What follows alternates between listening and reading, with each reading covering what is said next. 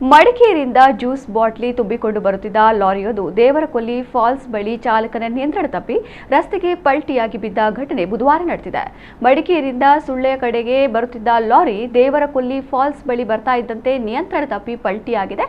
ಈ ವೇಳೆ ಲಾರಿಗೆ ಬೆಂಕಿ ಹತ್ತಿಕೊಂಡಿದ್ದು ತಕ್ಷಣ ಮಡಿಕೇರಿ ಅಗ್ನಿಶಾಮಕದವರು ಬಂದು ಬೆಂಕಿ ನಂದಿಸುವ ಪ್ರಯತ್ನ ಮಾಡಿದ್ದಾರೆ. ಘಟನೆಯಿಂದ ಚಾಲಕ ಅಪಾಯದಿಂದ ಪಾರಾಗಿದ್ದಾನೆ ಎಂದು ತಿಳಿದು ಬಂದಿದೆ.